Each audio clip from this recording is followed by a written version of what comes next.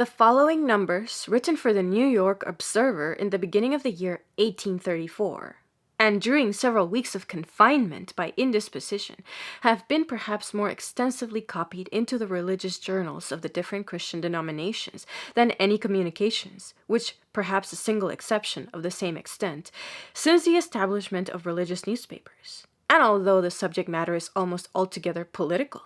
giving proofs of a serious foreign conspiracy against the government, yet the writer is not aware that a single secular journal in the United States has taken the pains to investigate the matter, or even to ask if indeed there may not be good grounds for believing it true. The silence of the secular press on a subject which has roused the attention of so large a body of the Protestant community may indeed be accounted for, in part, perhaps altogether, from the all-engrossing election contests which have agitated the country from one extremity of the land to the other. For the writer would certainly be very reluctant to adopt the belief, which has repeatedly been urged upon him by many, that the secular journals dare not attack popery. He will not believe that dare not ever stood in the way of the duty of any patriotic independent conductor of the American press. A friend to whom this part was read smiled and said, "You are sufficiently guarded in your language, but how many patriotic independent conductors of the American press are there? Can you name one?" At the solicitation of many citizens without distinction of religious denomination or of political party, the writer has consented to collect the numbers into a pamphlet, adding notes illustrative of many matters which could not so well have been introduced into the columns of a newspaper. That a vigorous and unexampled effort is making by the despotic governments of Europe to cause popery to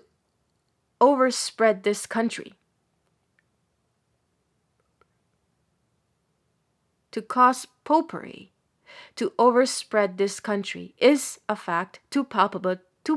to be contradicted. Did not official documents lately published put this fact beyond dispute? Yet the writer had personal evidence sufficient to convince him of the fact and of the political object of the enterprise while residing in Italy in the years 1830-31. From conversations with nobles and gentlemen of different countries, with the officers of various foreign governments visiting and resident in the Roman and Austrian states, and with priests and other ecclesiastics of the Roman faith, sometimes it was hinted to him as a check too sanguine,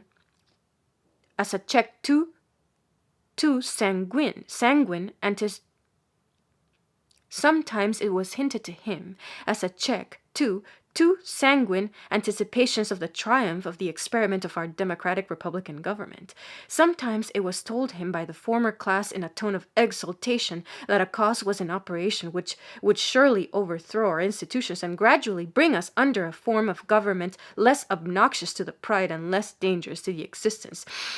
of the antiquated despotic systems of Europe. In addition to these hints to the writer concerning the efforts making by the governments of Europe to carry popery through all our borders, other American travelers will testify to similar hints made to them. By one I am admitted to say that the celebrated naturalist, the late Baron Cuvier, known also as a zealous Protestant, inquired of him with marks of concern, if it were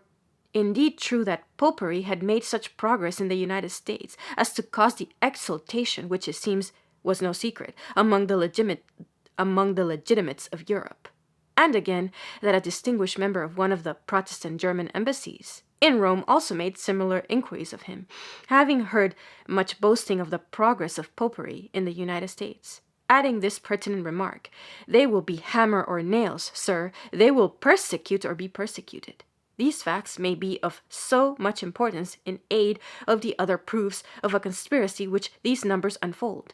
as to show that among the various higher classes of Europe, the enterprise of a popish crusade in this country is not only a subject of notoriety, but is viewed with great interest, and is considered as having a most important political bearing. In the following numbers, the writer has chosen to rest the evidence of conspiracy mainly on official documents published in Vienna, because they have been translated and published. in the New York Observer of the months of January, February 1834, and are within the reach of any citizen of the country who chooses more closely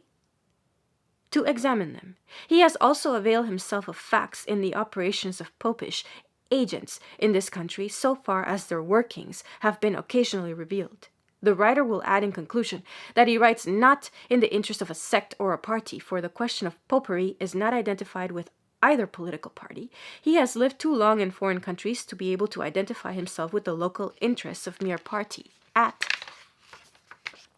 home, whether in religion or politics, the great democratic features of his country's institutions, as contradistinguished from the despotic, monarchical, and aristocratic systems of Europe, were admired by him as they appeared more boldly viewed from abroad, as they appeared more boldly relieved, viewed from abroad in such striking contrast to all around him, and he is thoroughly persuaded that these democratic institutions, if suffered to have their unobstructed course, unobstructed except by the natural checks of education and religion, actively and universally diffused and sustained, are more favorable to civil liberty and to the final triumph of truth, and consequently to human happiness, than any other civil institutions in the world.